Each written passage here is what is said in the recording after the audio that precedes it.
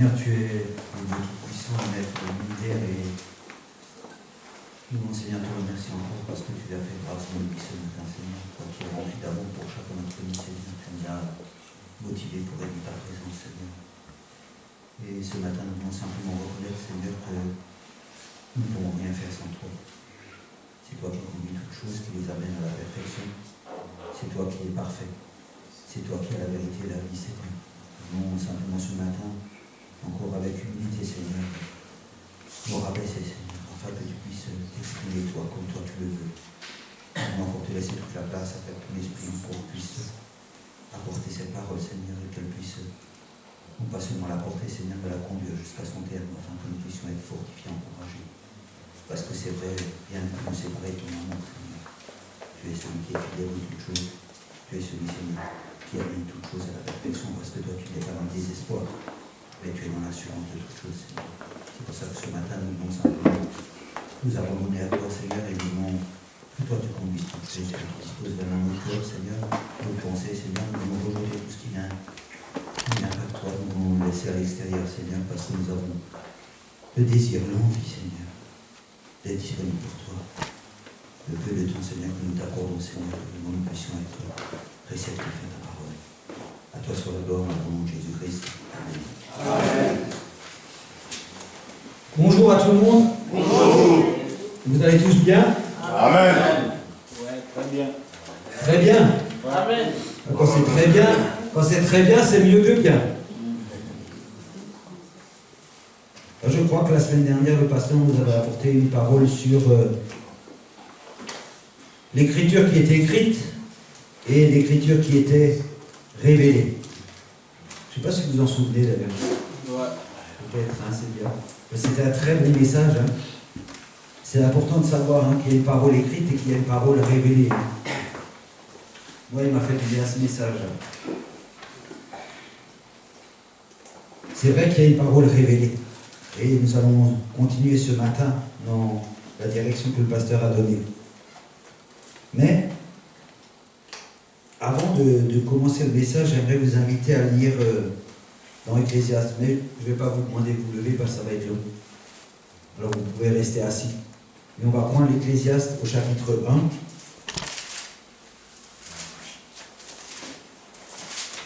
1. Et on va lire le chapitre 1, le chapitre 2 jusqu'au verset 26. Je ne sais pas si vous savez qui est-ce qui a écrit l'Ecclésiaste. C'est qui a dit Salomon? Ah, Sylvain. Heureusement qu'on t'a. T'imagines, il n'y en a pas un qui a dit Salomon que toi. Tu vois, il n'y a personne qui veut la première place. Mais tu sais, tu as raison, hein, Paul aussi voulait la première. Il faut courir. Hein. C'est Salomon qui a écrit l'Ecclésiaste, c'est vrai. Salomon, c'était le fils de David. Ah, ça c'est bien aussi. Alors Salomon, tout le monde le connaît, hein, parce que Salomon, c'est un homme que Dieu a élevé. Parce qu'il lui a donné la sagesse, la gloire, et il lui a tout donné. Mais cet homme-là, on peut dire que c'est un homme qui avait les moyens.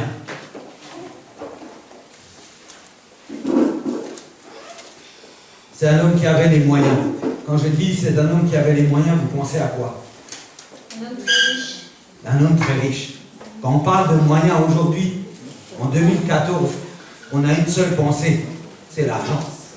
Or, cet homme-là avait beaucoup plus que l'argent. Il avait la sagesse, il avait la gloire, il avait tout. Mais savez-vous pourquoi Dieu avait tout donné à cet homme-là?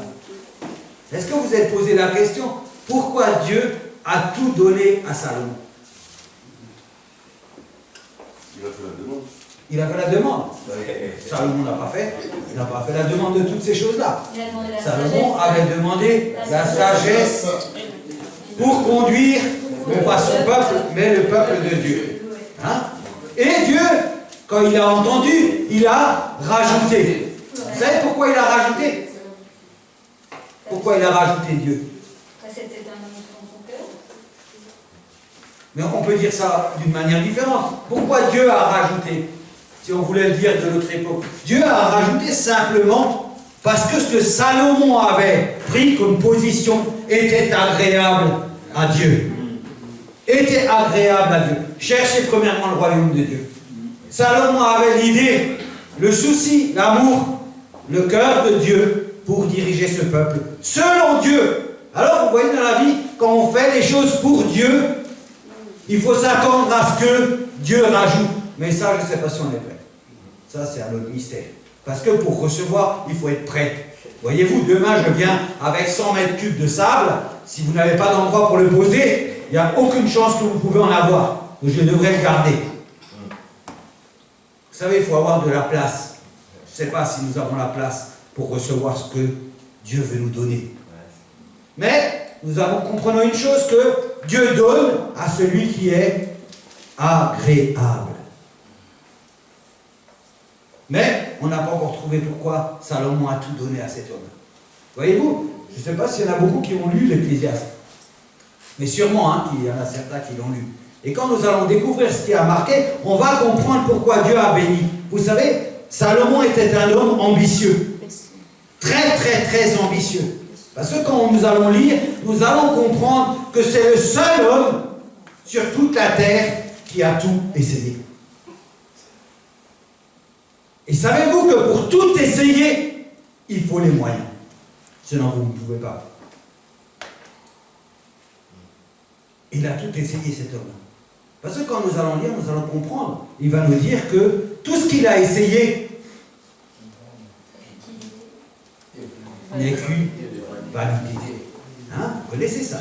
Mais il va décrire. J'ai essayé ça, j'ai essayé ça, j'ai essayé ceci, j'ai essayé cela, j'ai construit ceci, j'ai planté cela, j'ai fait ceci. Et on va lire. Hein? Et dans tout ce qu'il va dire, il y a un seul résultat. Un seul. Tout est vanité. Mais pour faire ce homme-là, pour faire ce qu'il a fait, il a fallu qu'il ait les moyens. Mais voyez-vous, il l'a aussi fait parce que nous n'avons pas les moyens de faire ce que lui a fait. Par contre, comme lui l'a fait, il nous a dit, lui, qu'est-ce qu'il en a retiré. Et aujourd'hui, à travers cette parole, nous pouvons comprendre que quoi que nous fassions, tout n'est vanité et poursuite du vent. Ça, c'est une chose que nous devons comprendre. Parce que c'est cette chose-là qui nous empêche de voir la gloire de Dieu. C'est cette chose-là qui fait que ta vie aujourd'hui va de travers.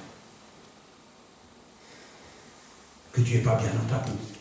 Que tu vas voir ton médecin pour prendre des antidépresseurs. Que tu vas faire ceci ou cela. Que ta vie, elle est gérée, elle part de là. Vous savez, dans toute vie, il y a un commencement. Il y a le commencement de chacune de vos vies.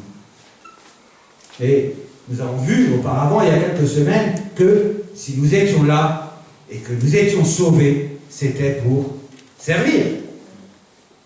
Pas pour construire, pas pour planter, pas pour jouer, pas pour hurler, pas pour pleurer. Parce que la Bible nous dit, soyez heureux. Soyez heureux. Pourtant, il y a des gens qui sont malheureux. Mais la Bible nous invite, soyez heureux. Ça veut dire que tu peux, toi, faire en sorte d'être heureux aussi. Tu peux essayer d'être heureux, parce que tu as la parole de Dieu qui t'invite et qui t'incite à être heureux. Alors nous allons quand même lire l'Ecclésiaste pour essayer de voir comment Salomon, il nous explique. Parole de l'Ecclésiaste, fils de David, roi de Jérusalem. Vanité des vanités, dit l'Ecclésiaste, vanité des vanités, tout est vanité. Non seulement il ne termine pas par ça, mais il commence par ça. Alors il va dire, quel avantage devient-il à l'homme de toute la peine qu'il se donne sous le soleil? Une génération s'en va, une autre vient, et la terre subsiste toujours. Le soleil se lève, le soleil se couche, il soupire après le lieu d'où il se lève de nouveau. Le vent se dirige vers le midi, tourne vers le nord, puis il tourne encore et reprend les mêmes circuits. Tous les fleuves vont à la mer, et la mer n'est point remplie. Il continue à aller vers le lieu où il se dirige. Toutes choses sont en travail, au-delà de ce qu'on peut dire. L'œil ne se rassasie pas de voir, et l'oreille ne se lasse pas d'entendre. Ce qui a été, c'est ce qui sera, et ce qui s'est fait, c'est ce qui se fera. Il n'y a rien de nouveau sous le soleil. S'il est une chose dont on dise, voir ceci c'est nouveau, cette chose existait déjà dans les siècles qui nous ont précédés. On ne se souvient pas de ce qui est ancien, et ce qui arrivera dans la suite ne laissera pas de souvenir chez ceux qui vivront plus tard. Moi, l'Ecclésiaste, j'ai été roi d'Israël à Jérusalem. J'ai appliqué mon cœur à rechercher et à sonder par la sagesse tout ce qui se fait sous les cieux. C'est là une occupation pénible à laquelle Dieu soumet les fils de l'homme. J'ai vu tout ce qui se fait sous le soleil, et voici tout est vanité et poursuite du vent. Ce qui est courbé ne peut se redresser, et ce qui manque ne peut être compté. J'ai dit en mon cœur, voici j'ai grandi et surpassé en sagesse tous ceux qui ont dominé avant moi sur Jérusalem. Et mon cœur a vu beaucoup de sagesse et de science. J'ai appliqué mon cœur à connaître la sagesse et à connaître la sottise et la folie. J'ai compris que cela aussi, c'était la poursuite du vent. Car avec beaucoup de sagesse, on a beaucoup de chagrin. Et celui qui augmente sa science, augmente sa douleur. J'ai dit à mon cœur, allons, je t'éprouverai par la joie, et tu goûteras le bonheur. Et voici, c'est encore là une vanité. J'ai dit du rire insensé et de la joie, à quoi sert-elle? Je résolus en mon cœur de livrer ma chair au vin, tandis que mon cœur me conduirait avec sagesse, et de m'attacher à la folie, jusqu'à ce que je vois ce qu'il est bon pour les fils de l'homme de faire sous les cieux pendant le nombre des jours de leur vie. J'exécutais de grands ouvrages, je me bâtis des maisons, je me plantais des vignes, je me fis des jardins et des vergers, et j'y plantais des arbres fruitiers de toute espèce. Je me créais des étangs pour arroser la forêt, où croissaient les arbres. J'achetais des serviteurs et des servantes, et j'eus leurs enfants nés dans la maison. Je possédais des troupeaux, des bœufs et des brebis, plus que tous ceux qui étaient avant moi dans Jérusalem. Je m'amassais de l'argent et de l'eau, et les richesses des rois et des provinces. Je me procurais des chanteurs et des chanteuses, et les délices des fils de l'homme, des femmes en grand nombre. Je devins grand, plus grand que tous ceux qui étaient avant moi dans Jérusalem. Et même ma sagesse demeura avec moi. Tout ce que mes yeux avaient désiré, je ne les ai point privés. Je n'ai refusé à mon cœur aucune joie, car mon cœur prenait plaisir à tout mon travail, et c'est là la part qui m'en est revenue. Puis, j'ai considéré tous les ouvrages que mes mains avaient faits, et la peine que j'avais prise à les exécuter. Et voici, tout est vanité et poursuite du vent, et il n'y a aucun avantage à tirer de ce qu'on fait sous le soleil. Alors j'ai tourné mes regards vers la sagesse, et vers la sottise et la folie. Car que fera l'homme qui succédera au roi? Ce qu'on a déjà fait. Et j'ai vu que la sagesse a de l'avantage sur la folie, comme la lumière a de l'avantage sur les ténèbres. Le sage a ses yeux à la tête, et l'insensé marche dans les ténèbres. Mais j'ai reconnu aussi qu'ils ont l'un et l'autre un même sort. Et j'ai dit dans mon cœur, j'aurai le même sort que l'insensé. Pourquoi donc ai-je été plus sage? Et j'ai dit en mon cœur que c'est là encore une vanité, car la mémoire du sage n'est pas plus éternelle que celle de l'insensé, puisque déjà les jours qui suivent, tout est oublié. Et quoi? Le sage meurt aussi bien que l'insensé. Et j'ai haï la vie, car ce qui se fait sous le soleil m'a déplu, car tout est vanité et poursuite du vent.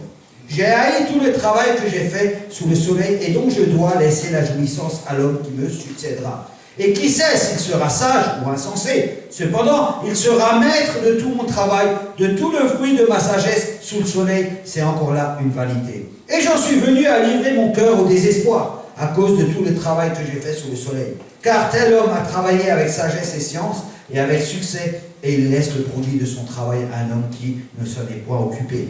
C'est encore là une vanité et un grand mal. Que reviendra-t-il en effet à l'homme de tout son travail et de la préoccupation de son cœur, objet de ses fatigues sous le soleil? Tous ses jours ne sont que douleur, et son partage n'est que chagrin. Même la nuit, son cœur ne se repose pas, c'est là encore une vanité. Il n'y a de bonheur pour l'homme qu'à manger et à boire et à faire jouir son âme du bien-être au milieu de son travail. Mais j'ai vu que cela aussi vient de la main de Dieu. Oui, en effet, qui peut manger et jouir si ce n'est moi? Car il donne à l'homme qui lui est agréable la sagesse, la science et la joie. Mais il donne aux pécheurs le soin de recueillir et d'amasser, afin de donner à celui qui est agréable à Dieu. C'est encore là une vanité et la poursuite du vent. Amen. Amen. Alors, j'en suis venu à ces deux chapitres simplement pour nous ramener dans une certaine réalité. Vous avez vu qu'il a dit, on pourrait exploiter ce sujet, mais on va juste retenir deux choses. C'est que plus on est sage, plus on comprend les choses. Plus on comprend les choses, plus on est malheureux. Parce qu'on se rend compte de quoi en fin de compte? On se rend compte que tout ce que nous allons faire durant cette vie ne sert à rien. Ça, c'est le commencement. Vous connaissez dans le psaume 1, le commencement de la sagesse, c'est la crainte de Dieu. Hein? Ça, c'est une parole que vous devez entendre ce matin. C'est que quoi que vous fassiez, quoi que vos occupations, votre vision, vos envies, vos désirs, vos passions, enfin tout ce que vous avez dans votre vie, que vous connaissez sûrement mieux que moi-même, vous devez savoir une chose avant, c'est que tout ça ne vous amènera à rien. Quoi que vous fassiez. C'est important que vous puissiez comprendre que quand on veut vivre avec l'Éternel, comme Salomon l'a dit, à un moment dans un passage, il a dit, quand il a vu, il a dit, j'ai haï la vie. Vous savez à quel moment on hait la vie? À quel moment on hait la vie? Demandez à quelqu'un qui vit toute sa vie et que dans toute sa vie, tout s'accomplit. Vous allez lui poser la question, est-ce qu'il hait la vie? Celui-là, il va vous répondre non, il ne hait pas la vie. Vous savez pourquoi? Parce que tout ce qu'il a désiré s'est accompli dans sa vie. Et celui qui hait sa vie, c'est celui qui sait, qui a compris que quoi que dans sa vie il se passe, il n'en obtiendra rien. Celui-là va commencer à la vie. Pourquoi moi je vais haïr ma vie? Parce que tout ce que je suis en train de faire aujourd'hui ne sert à rien. Hier, j'étais en train de ranger les affaires. Je me suis rendu compte que il y a 2 mois, je rangeais les mêmes affaires. Je les avais pris là et je les ai rangées là. Et 2 mois après, je suis venu, j'ai pris les affaires là et je les ai mis là. Et peut-être que dans 2 mois, je les prendrai là et je vais les ranger là. Alors je me suis dit, mais quel est le sens de cette vie? De ranger, de nettoyer, de balayer, de s'occuper, de gérer, d'aller, de faire. Et en fin de compte, qu'est-ce qui m'est resté à la fin de la journée? Simplement la fatigue. Mais est-ce que j'ai fait quelque chose de concret? Rien. Et quand nous partons travailler, quoique le travail est utile et chacun prendra son parti et le verra sous la lumière de Jésus-Christ, quand je pars travailler, je sais que je dois travailler. Je sais que je dois faire telle et telle chose. Mais en réalité, le jour où je me tiendrai devant Dieu, qu'est-ce qui va se passer? Est-ce que je vais lui expliquer que j'ai bâti des maisons, des jardins, que j'ai fait ceci, cela, alors que tout ça va disparaître? Ça veut dire que quand on veut être au commencement de pouvoir vivre une vie avec Dieu, il faut savoir quelle est sa propre vie. La nature de sa propre vie. Si on ne sait pas et on ne connaît pas la nature de sa propre vie, on ne connaît pas l'objectif de sa propre vie, on commence à manquer de discernement. Discernement, c'est le mot qu'on va étudier ce matin. Dans la vie, il faut avoir du discernement. Cet homme-là a tout essayé et arrivé à une conclusion, une seule conclusion, que la vie pouvait être belle si on faisait ce qui était agréable à Dieu. Amen. Parce que c'est Dieu qui est bon et miséricordieux et il donne à qui il veut. N'oubliez jamais que Dieu dit dans sa parole, il dit la chose suivante, il dit « Je fais grâce à qui je fais grâce et je fais miséricorde à qui je fais miséricorde. » Ça veut simplement dire que toi, tu n'as pas voix au chapitre.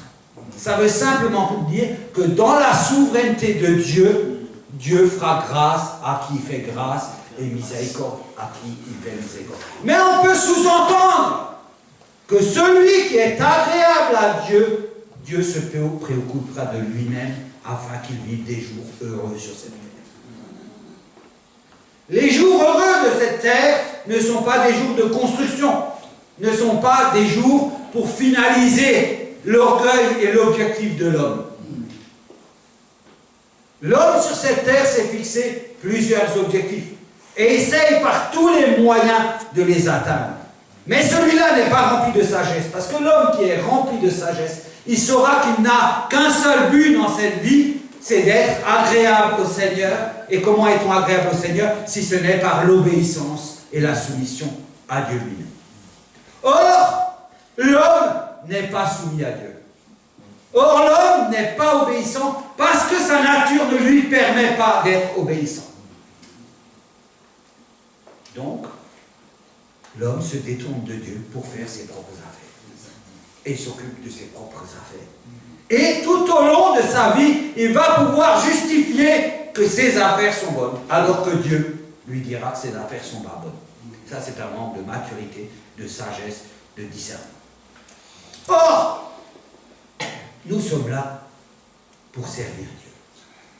Le but de ta vie, il faut que tu le comprennes aujourd'hui, parce que si tu ne comprends pas aujourd'hui, ça sera un jour trop tard, c'est que toi, tu n'as rien à faire dans cette vie pour toi. Ton objectif, c'est d'être agréable à Dieu et d'aller chercher qu'est-ce qui est agréable à Dieu, comme Salomon l'a fait. Salomon a dit, voilà, mon désir, c'est que je puisse conduire avec sagesse ton peuple. La préoccupation de Salomon n'était pas ses besoins personnels, mais étaient les besoins de Dieu. Ce matin, je vois qu'il manque des gens. Encore des gens qui ont fait un choix, qui n'ont pas saisi.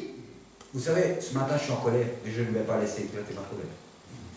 Mais, encore des gens à qui il faudra répéter. 2 heures le dimanche, 2 heures. Et pendant ces 2 heures du dimanche, ils ont trouvé autre chose à faire. 2 heures. Dieu te donne la vie tous les jours de ta vie. Et tous les matins, quand tu te lèves, il te donne la main pour te lever. Et il te dit, viens mon frère, sois 2 heures. Non, impossible. Ils ont trouvé mieux à faire. Et ces gens-là, après, vont demander des comptes à Dieu. Quand on n'est pas capable de rester 2 heures dans la présence de Dieu. On est en même. L'orgueil de l'homme est tellement fort qu'il ose encore aller demander à Dieu des comptes. Mais qui ils se prennent pour qui? Mais nous nous prenons pour qui? Mais qui nous sommes? Mais nous n'avons même pas un brin de début de la sagesse. Je ne parle même pas de la sagesse. Je parle de avant la sagesse. Mais on considère Dieu de quelle manière? Notre esclave. On n'est pas capable de faire le moindre effort pour notre Seigneur. Tout ce qu'on fait, on le fait imbu de notre personne. Parce que c'est moi. Moi, je viens quand je veux, je fais ce que je veux, et je fais comme je veux. Et si Dieu n'est pas content, il n'a qu'à sortir. Ah ouais, il y en a qui rigolent. Il y en a qui rigolent. Parce que moi, je le dis clairement. Moi, je le dis comme c'est. Ah ouais, c'est comme ça. Aujourd'hui, c'est comme ça. Dieu, aujourd'hui, c'est la serpillère de l'homme. Mais quand Dieu va se lever, alors la serpillère, vous allez voir ce que ça va donner. Alors il y en a qui pleureront. Alors les gens prendront conscience que dans la Bible, il y a marqué, attendez, il y aura des grincements de dents et des pleurs. Mais ce jour arrive. Ne vous inquiétez pas. Ne le forcez pas. Il vient et il prend son temps. Mais quand il va arriver, il va arriver. Alors, quand il arrivera ce jour, on sera où? Qu'est-ce qu'on aura fait? On aura construit des maisons. Hein? On dira, Dieu, mais j'ai construit la maison de mes enfants. On aura planté des jardins. Non, on aura eu des cuillères en or, hein, et des couteaux en argent, et des belles voitures, et un bon poste. Hein, et surtout, n'oubliez pas de mettre ça dans un CD, comme ça vous pouvez le mettre dans la poche et monter au ciel avec le CD. Et vous demandez à Dieu, donne-moi une radio, je vais mettre le CD de ma vie. Ah ouais. Ça, c'est aujourd'hui comme ça. Et les gens, vous croyez que Dieu se révèle à des gens comme nous? Vous croyez que sous l'effet de l'amour de Dieu, Dieu se révèle aux gens? Vous ne connaissez pas Dieu. Vous ne connaissez pas Dieu. Vous croyez connaître Dieu? Moi-même, je ne connais pas Dieu. Mais je comprends une chose. Vous savez, le pasteur nous a expliqué, il a dit, il y a la parole écrite. Cette parole-là, tout le monde peut la lire. Tout le monde peut l'utiliser. Tout le monde va même l'interpréter. Vous savez, dans ce monde, il y a beaucoup d'interprètes de cette parole. Un, il va te dire c'est marqué comme ça, l'autre il va te dire c'est marqué comme ça, l'autre il va te dire c'est marqué comme ça. Tout le monde va donner son grain de sel. Tout le monde va donner son grain de sel. Il a très très bien parlé, vous auriez dû tous écouter. Non, vous auriez dû faire un CD de ce qu'il a dit. Alors cette parole, elle est écrite. Pour autant que je sache, cette parole est la vérité. Il n'y a pas d'autre vérité parce que cette parole a été inspirée par Dieu. Elle est la vérité. Et elle ne peut être autrement que la vérité. Pour autant, tout le monde sur cette terre utilise cette parole. Et tout le monde est parti de cette parole. Sauf tout le monde l'a transformée comme il la voulait. La transformation. Quand il nous a raconté que cette femme avait son fils qui était à l'hôpital, qui était mort, qui est arrivé, il a ouvert la parole. Ah, cette maladie ne mène point à la mort. Ça, c'est de la transformation de la parole de Dieu à l'image de l'homme. C'est ce que tout le monde fait. Même moi, je ne suis pas Salomon. Pour autant, j'ai fait la même chose. Quand j'étais dans des situations difficiles, je me suis empressé d'aller prendre la parole. Ah, ça ne me convient pas. Attends, je cherche bien. Ah, c'est dans les psaumes qu'il y a des belles choses. Les psaumes. Ah ouais. J'étais content, je partais dans la joie.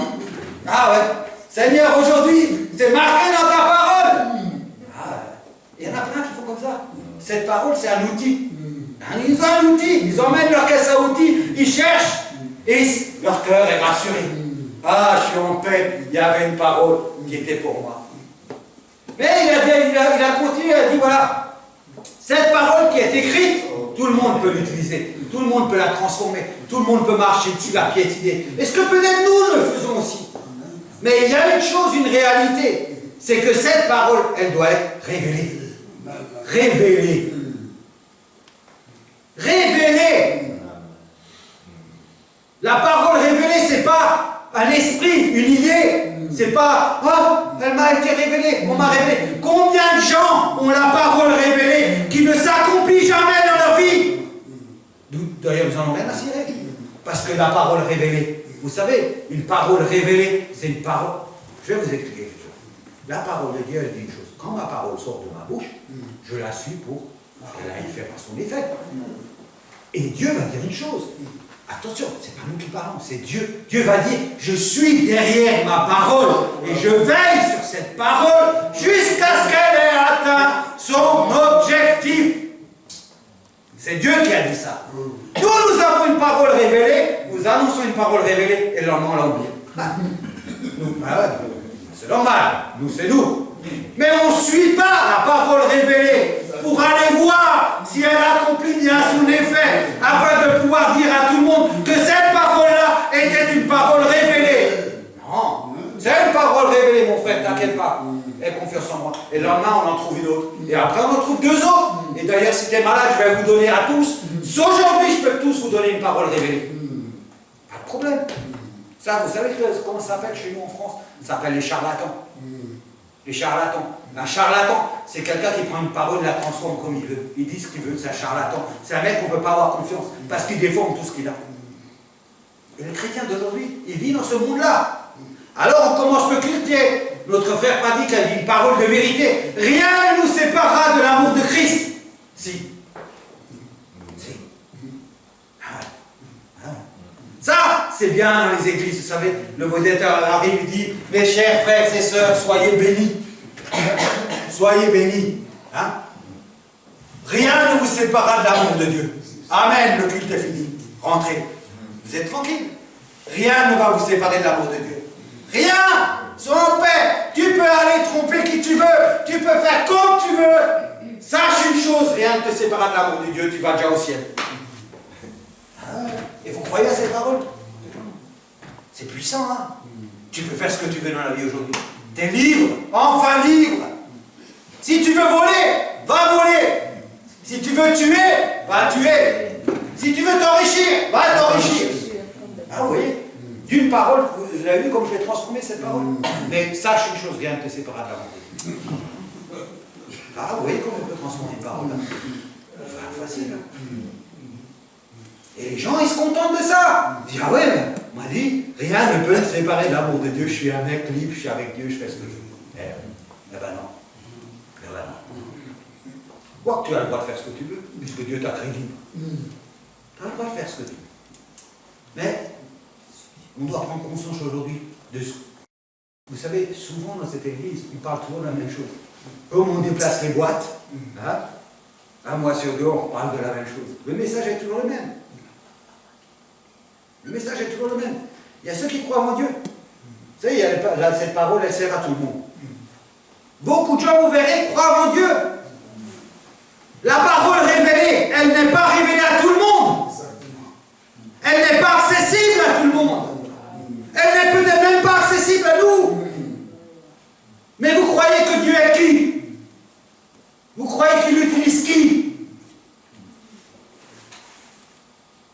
La parole révélée est une parole révélée à celui qui vit par l'Esprit. Elle ne peut pas être révélée autrement. Celui qui croit en Dieu, tous ces pays qui sont musulmans, qui croient tous en Dieu, mais ils ne peuvent même pas toucher la révélation du bout du doigt, parce qu'ils ont oublié qu'il y avait la nouvelle naissance, qu'il y avait la vie par l'Esprit. Et que tant qu'on n'est pas passé par ces étapes-là, la révélation, elle n'est que charnelle et elle n'a aucun effet. Si aujourd'hui tu n'as pas accepté Christ dans ta vie, si aujourd'hui tu n'as pas mis ta vie en ordre, tu crois que Dieu va se révéler à toi? Non. Mais qui tu te prends pour Dieu, toi? Qui tu es pour qu'il se révèle à toi? Quoi que son amour est pour toi, tu crois qu'il va se révéler à toi? Mais il t'aime. Il t'aime pour que tu ailles jusqu'au bout du chemin. Pour qu'un jour il puisse se révéler à toi. Mais vous croyez que la révélation vient comme ça? Tout le monde peut se lever et révéler. Mais moi je vous le dis, tous ceux qui sont baptisés, tous ceux qui ont accepté Christ dans la vie, tous ils peuvent être prophètes et avoir la révélation. Tous! C'est pas réservé à une élite! Mais il ne faut pas mélanger les chiffons et les torchons. Il y en a plein, des gens qui croient en Dieu. Sortez dans la rue, annoncez Dieu. Moi je crois en Dieu, moi je crois en Dieu, moi je crois en Dieu, moi je crois en Dieu. Mais il y a des millions de gens qui croient en Dieu. Pour autant, Dieu ne se révèle pas à ces gens-là. Parce que Dieu est esprit. Parce que Salomon, tout ce qu'il a vu, ce n'était que la chair. Tout ce qu'il a essayé, c'était le produit de la chair. Mais la parole nous dit que Dieu se révèle à travers l'Esprit. Et que nous devions tous, il ne met pas à part, il ne met pas dit certains. Vous savez, oh, certains sont docteurs, certains sont pasteurs, certains, les titres, hein, vous savez, certains sont ceci, cela. Alors on attribue une case, voilà, celui-là, il est là-dedans, celui-là, il est là-dedans, celui-là, là-dedans.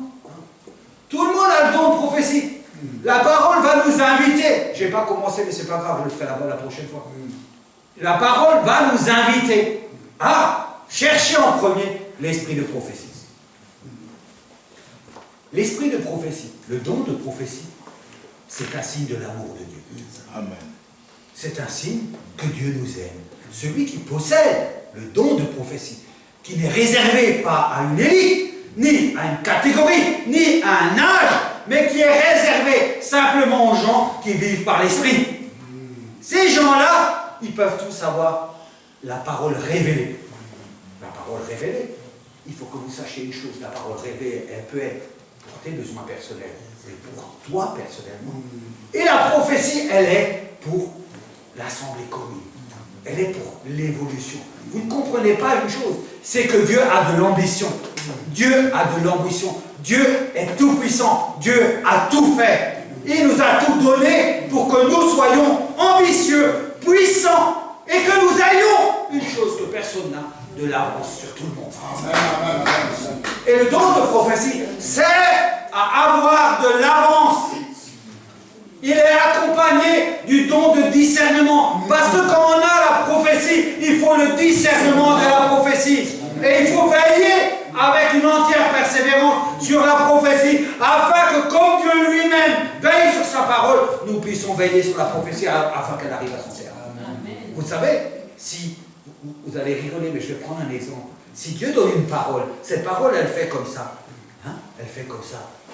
Dieu sera à chaque virage pour voir si elle déraille pas. Vous savez comme moi que Dieu, quand il dit quelque chose, ça déraillera jamais. Et je vous donne un exemple. Il veille, la parole de Dieu dit, il veille sur cette parole. Parce que si jamais il devait y avoir un obstacle, il va intervenir pour qu'elle arrive quand même à son but. Et nous devons faire comme lui. C'est-à-dire nous devons veiller. Parce que s'il y a un obstacle, nous devons être prêts à intervenir afin que cette prophétie elle puisse se manifester. Parce que la prophétie, elle est donnée pour le bien commun de l'Église. Et vous savez ce qu'elle fait? Elle a un seul but et un seul objectif, c'est glorifier Jésus-Christ dans notre vie. Elle n'a pas d'autre objectif. Elle n'a pas celui de te rendre riche. Elle n'a pas de celui de te trouver le plus beau mec ou la plus belle nana, le plus beau travail, la plus belle maison. Non, l'objectif de la prophétie, c'est un objectif commun à la gloire de Jésus-Christ. Amen. Alors si tu veux maintenant avoir des révélations sur ton porte-monnaie, ton travail et sur ta future femme, il ne faut pas la chercher là-bas, parce que ce n'est pas au bon endroit. Le bon endroit pour chercher les choses là, c'est dans la chair, et il faut chercher dans la chair. Parce que là, tu vas trouver la femme qu'il faut, l'homme qu'il faut, le travail qu'il faut. Mais quand tu veux servir Dieu, tu dois avoir un seul objectif, c'est celui de lui être agréable afin que tous les jours sur terre soient heureux. Amen. C'est ça la vie avec le Seigneur. Détrompez-vous. Ne cherchez pas. Commencez à pleurer parce que vous êtes triste, parce qu'aujourd'hui vous avez compris une chose, que tout ce que vous êtes en train de faire, ça ne sert à rien. Pleurez en avance. Pleurez en avance. Vous devriez tous pleurer. Parce que moi, quand j'entends ça, j'ai envie de pleurer. Parce que j'ai compris une chose, que tous mes objectifs à moi, mon orgueil, mon moi, il s'arrête ici. Il y a une porte où il s'arrête. Et si cette porte, elle ne se manifeste pas dans ma vie, alors je suis perdu. Je serai heureux, parce que je pourrais faire ce que je veux, mais j'aime bien. Mais je préfère pleurer aujourd'hui, et savoir que demain la porte, elle va être ouverte. Amen. Alors on devrait tous pleurer sur tout ce qu'on a, et tout ce qu'on veut, et toute notre suffisance de nous-mêmes. Parce que, vous avez oublié une chose, c'est que Dieu a déjà gagné Satan. Vous croyez tous que vous êtes sur l'influence de Satan, mais c'est pas vrai, parce que quand on croit en Jésus-Christ, Satan n'a aucune influence. La seule influence que nous avons, c'est de notre propre esprit, qui lui, nous dirige mal. Parce que nous avons toujours la convoitise. Cette convoitise qui est là et qui nous suit tous les jours. Et c'est ça qui nous empêche d'avoir les révélations. Vous croyez que la révélation elle est donnée comme ça, que Dieu distribue gratuitement. Mais vous ne savez pas que Dieu, ce qu'il donne, c'est des choses saintes, précieuses, parfaites. Qui ne se perdent pas. Dieu ne donne pas pour se perdre. Dieu ne jette rien. Il n'y a pas de rebut. Il n'y a pas de trop. Il n'y a pas de pas assez. Il y a toujours ce qu'il faut. Parce que Dieu est toujours dans la perfection de ce qu'il fait. Alors quand il donne toujours à la juste mesure. Ben oui, comment on va avoir des paroles révélées? L'Église a besoin de paroles révélées. L'Église a besoin de gens qui donnent des paroles révélées. L'Église a besoin de gens qui ont le discernement. Pourquoi l'Église a besoin de ces choses-là? Il faut que les gens y vivent par l'Esprit. Sinon, il n'y a rien. Sinon, les paroles qu'on a, on va dire là, sont des paroles de la chair. Elles ne trouveront jamais son objectif. Elles ne glorifieront jamais Dieu. Elles glorifieront toi-même. Toi-même, ta chair, pour te dire que tu es le plus beau, le meilleur et le plus grand. Mais tout cela, le jour où il faudra traverser la porte, parce que vous savez la porte, là, la croix, hein, on a vu la croix qui est la porte, hein, et cette croix elle brûle, quand on traverse, il y a tout qui brûle. Et si tu n'as pas l'esprit, alors tu restes devant la porte, tu ne la traverses pas parce que tout a brûlé. Mais si tu as l'esprit, l'esprit traverse. C'est le seul qui peut traverser. C'est pour ça que il est important de bien comprendre où on se situe. Qu'est-ce qu'on fait pour Dieu? Qu'est-ce qu'on veut faire pour Dieu? Comment on traite Dieu? Qu'on supplie les gens de venir au culte? Mais si quelqu'un n'est pas capable de venir au culte, mais qu'il reste dehors du culte, il faut traîner les gens au culte. Traîner les gens pour ça. Faire ceci, faire cela. Mais si personne ne prend conscience, pour qui il fait ces choses-là? Alors qu'il s'arrête. Mais qui ne déshonore pas le nom de Dieu. Qui prenne garde, parce que Dieu va le tuer un jour. Mais qu'est-ce qu'on fait ici? On n'est pas venu s'amuser. On ne s'amuse pas avec Dieu. On ne peut pas s'amuser avec Dieu. Nous devons nous battre contre nous-mêmes pour être ici, dans la présence de Dieu. Nous devons nous battre tous les jours pour préserver cet esprit. Pourquoi Dieu dit « ayez du discernement ».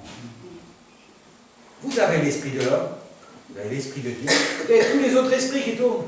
Tous les autres esprits qui tournent. Des esprits qui sont là pour détruire, pour assassiner, pour passer par derrière, par au-dessus. Ils vont trouver tous les moyens. Si tu n'as pas le discernement il est à travers la parole de Dieu. Le discernement il est à travers la prophétie. Aujourd'hui on a une prophétie dans l'Église qui dit telle et telle chose, il faut savoir que cette prophétie, elle va s'accomplir. Mais nous devons être derrière la prophétie.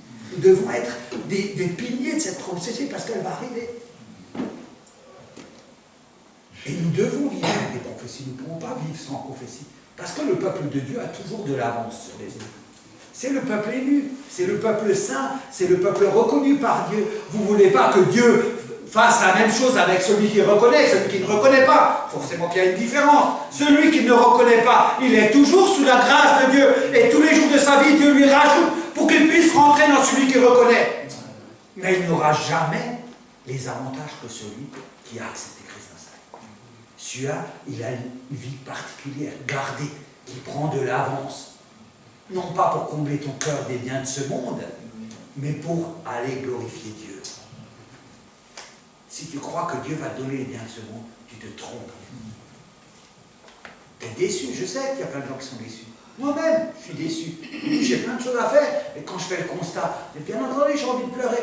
Je me dis, mince, la vie c'était bien là. On peut faire ça, ça. Non, on ne fait rien dans la vie. Parce que Salomon, lui, il a pris de l'avance. Dieu avait voulu qu'on ait de l'avance. Il a dit, Salomon, je vais te donner la richesse, la gloire, tout ce qu'il faut. Essaye tout et dis-leur. Dis-leur. Et Salomon nous a dit, j'ai tout essayé. Tout ne sert à rien. Il a essayé pour nous, on n'a pas besoin d'y aller. On n'a pas besoin d'y aller à sa place. Lui, il a essayé, il a dit, moi j'ai essayé pour vous, j'ai tout fait. Il y a une chose que je me suis rendu compte, que tout ce qu'on fait, ça ne sert à rien, c'est de la vanité. Il l'a fait, vous ne le croyez pas? C'est dans la Bible, la parole de Dieu. Donc, nous devons bien saisir où nous en sommes dans notre vie. Alors, ce que le pasteur a ouvert comme porte au niveau de la parole écrite et la parole révélée, il a été très succinct, hein, et je pense qu'on va encore développer. Mais on s'attachera aussi à voir pourquoi Dieu mène dans l'Église. Il dit aspirer au don. Ça veut dire qu'il n'a pas désigné une catégorie. Aspirer au don, c'est les gens qui font partie de son club, ceux qui ont donné leur vie à Jésus. Tous ceux-là, ils doivent se sentir concernés. Aspirer au don. Et aux dons les meilleurs. Et le don de prophétie. Aspirez, désirez-le. Ça veut dire, priez-moi jour et nuit pour que je vous le donne. Parce que ce don-là, vous allez prendre de l'avance. Vous allez voir des choses que d'autres n'ont pas vues. Vous allez comprendre des choses que d'autres n'ont pas compris. Pour lesquelles les autres, ça reste caché. Mais vous, parce que vous êtes un peuple saint, parce que vous êtes agréable à mes yeux, je vais vous donner en plus, comme j'avais donné en plus à Salomon. Parce que Dieu n'est pas un Dieu négligent. Il ne néglige pas son peuple. Dieu est un Dieu puissant. Il équipe son peuple. Tous ceux qui sont agréables à Dieu sont équipés.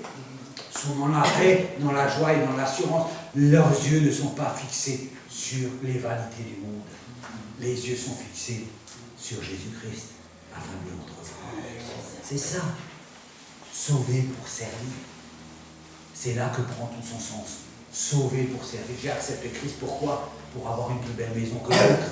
J'ai accepté Christ, pourquoi? Pour être plus grand que l'autre. Non, j'ai accepté Jésus-Christ afin que Jésus-Christ soit glorifié dans ma vie, afin que tout lui revienne à lui. Et c'est là qu'on commencera le dimanche prochain à parler du discernement. Parce que je n'ai pas eu le temps de commencer, mais je voulais commencer par le fait de vous rendre attentif, à prendre soin de votre propre vie. Parce que le plus grand ennemi de votre vie, c'est vous-même. C'est pas Satan. Satan, c'est fini. Jésus a dit, Satan, c'est fini. Amen. Satan ne va que utiliser ton moi. Il va venir pour dire, mais toi, tu es grand. Et si toi, tu le crois, mais vous ne croyez pas ça. Parce que vous savez que ce qu'on entend, la foi vient de ce qu'on entend, et ce qu'on entend vient de la parole de Dieu. Et ce qu'on entend de la parole de Dieu n'est que révélé et n'est pas lu. Parce que ce qui est lu, comme l'a très bien souligné le pasteur, est accessible à tout le monde. Mais ce qui est révélé ne l'est qu'aux saints. Alors, nous restons dans cette dimension. C'est difficile toujours. Vous savez, c'est toujours difficile. Je reviens sur les paroles que Patrick a dit. Dieu nous aime. Et c'est une vérité. Rien ne peut nous séparer de l'amour de Dieu. Vous savez ce que ça veut dire? Ça veut dire que celui qui se confie en l'Éternel, rien ne peut le séparer de l'amour. Amen. Il faut se confier en l'Éternel. Dans sa justice, dans sa vérité, dans sa parole, dans ses révélations. Il ne faut pas se laisser induire en erreur. Une mauvaise prophétie peut détruire une assemblée. Une mauvaise prophétie peut te faire prendre 20 ans. C'est pour ça que Dieu dit, courez après le discernement. Comme ça, quand la prophétie sera là, vous serez capable, vous, de discerner. Vous ne perdrez pas de temps, vous ne perdrez rien, mais vous irez droit au but, parce que c'est moi l'Éternel Dieu. Et si vous n'avez pas le discernement, alors vous risquez de prendre 20 ans dans la vue, 30 ans dans la vue. Les jeunes n'ont pas encore aujourd'hui l'expérience, mais les gens qui vieillissent jour après jour, ils peuvent se rendre compte qu'un jour, la fin est là. Quand c'est la fin, c'est le moment des comptes. Vous savez, quand c'est fini, c'est le moment des comptes. À la fin de la journée, quand tu as fini et tu vas chercher ton salaire, c'est le moment où on compte. Alors la Bible va dire à plusieurs fois, rachetez le temps. Si on veut être prêt dans ces jours-là sont pour nous. Nous devons être prêts à avoir le don de prophétie pour éviter les pièges. Nous devons être prêts à avoir le discernement pour aller plus vite, aller plus loin, aller plus fort, aller plus grand. Parce que ce Dieu que nous représentons, que Dieu, lui, il s'est manifesté en nous, c'est pour qu'on glorifie. Nous ne sommes pas les petits joueurs. Nous ne jouons pas dans la cour des petits. Nous jouons dans la cour du grand, du plus grand. Mais on a l'impression quand on nous voit qu'on joue dans la cour des petits. Quand on voit, on a l'impression que jour après jour on parle, mais que les gens, ils ont d'autres occupations. Comme si leur occupation allait faire un fondement ou allait être quelque chose d'énorme. Non, ils négligent Dieu. 2 heures le mardi, 2 heures le mercredi, 2 heures le dimanche, et ils passent 30 heures, 40 heures à travailler, à se fatiguer. Pourquoi? À la fin du mois, ils auront touché leur salaire, et le 2 du mois, il n'y aura plus rien, parce que tout n'est que vanité, et reste vanité. Ouais, c'est la réalité. Je sais qu'on est obligé de travailler et gagner notre argent. Je comprends très bien ça. Moi-même, je travaille. Moi-même, je gagne mon argent.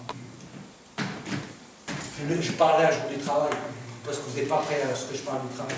Mais un jour, vous parlez du travail, je vous dirai que le travail, ça ne sert à rien. Rien du tout. D'ailleurs, si tout le monde en avait compris la parole de Dieu et le sens de la parole de Dieu, il n'y en a pas un ici qui travaillerait. Je vous le dis. Il n'y en a pas un qui travaillerait. Pas un. Mais sauf, quand on lit la Bible dit, vous avez de la foi comme un grain de sénévé. Et là, il était gentil Jésus. Moi, je crois qu'on n'a même pas la foi d'un 10e de sénévé. Rien du tout. Si on avait la foi comme un grain de sénévé, il n'y a personne qui irait travailler et on serait tous plein aux as. On n'aurait pas besoin d'argent parce que Dieu bénit. Mais nous ne connaissons pas la grandeur. Ça ne nous intéresse même pas. On ne veut même pas savoir. Plus on en sait, plus on est responsable. Alors n'en dis pas trop. N'en dis pas trop. Pas que je sois responsable. Tais-toi, ça suffit. Il y en a même qui, quand vous parlez de Dieu, s'enfuient. S'enfuient parce qu'ils savent, tellement ils savent que la parole est la vérité qu'elle va s'accomplir, qu'ils s'enfuient parce qu'ils ne veulent pas. Et vous êtes pris au piège, comme moi. On est là pour servir Dieu. Et on va glorifier Dieu le restant de notre vie. Et je crois que ça, c'est important. Gloire à notre Seigneur. Levons-nous. Levons-nous, nous allons prier notre Seigneur et notre Dieu. Parce que nous voulons élever notre voix, bien qu'on a entendu sa parole. On voudrait quand même lui dire, il nous aide, parce qu'on a besoin d'aide. Quoique nous sommes forts, nous avons besoin du Seigneur. Dans toutes choses, nous avons besoin de le reconnaître. Il puisse être puissant, fort cette semaine avec nous, qu'il puisse nous encourager. Il faut que le Seigneur nous donne. Vous savez, le Seigneur sait tout. Quand tu as un cancer et que tu vas mourir, il le sait. Pour autant, il ne fait rien. Il peut faire ou il ne fait rien. Tu as un travail, il le sait. Tu n'es pas bien dans la vie, il le sait. Mais il sait tout ce qui t'arrive. Tu peux courir, sauter, hurler. Il fera comme il aura décidé de faire. Quoi qu'il arrive. Surtout ne croyez pas qu'il vous arrive un truc extraordinaire que personne ne sait. Non, Dieu connaît votre vie. Alors vous pouvez vous poser la question, dire, mais Seigneur, toi tu connais ma vie, pourquoi tu permets ça? Pourquoi tu permets? Quand tu lui poses la question, tu sais ce que tu lui dis? Si tu es en train de lui expliquer que toi tu n'es pas d'accord, il va te dire, mais pourquoi tu fais ça? Moi je ne suis pas d'accord, je ne veux pas de ça. Je ne veux surtout pas de ça. Pourquoi tu fais ça? Arrête ça dans ma vie! Si Dieu l'a permis, il le savait déjà avant. Si c'est arrivé, c'est que ça devait arriver. Il n'a pas attendu ton amour. Parce que ce qui arrive, c'est pour ton bien. Afin que tu puisses toujours le glorifier. Afin que tu puisses toujours l'élever, ce Dieu-là. Alors nous allons élever notre foi et nous allons d'abord remercier notre Dieu. Parce qu'il est fidèle et bon. Parce que s'il nous remet en ordre nos idées dans notre tête, c'est parce qu'il nous aime. Ça, c'est la première chose. C'est considérer que Dieu nous aime. Nous sommes importants. Pas Daniel est important. Pas un est important. Pas l'autre est important. Non, tu es important. Tu es très important pour Dieu. Tu es le plus important pour Dieu. Que tu sois comme ça, à n'importe quel poste, tu es le plus important. Dieu est attentif à tout ce que tu fais. Dieu est attentif à toi, à ta vie. Ça, c'est la vérité. Et il t'aime, toi. Toi. Il faut considérer cet amour de Dieu qu'il a pour toi. Pas pour les autres. Les autres, c'est autre chose. Mais pour toi. Oui, Seigneur, nous voulons te bénir, te remercier, te glorifier, toi, le Dieu 3 fois saint, qui est le Tout-Puissant et qui amène ta parole comme il le veut. et au temps où il le veut. Nous voulons simplement reconnaître ta grandeur, ta toute puissance, ta majesté, Seigneur. Toi, Seigneur, qui est omniprésent, omniscient, omniprésent, omnipotent, Seigneur.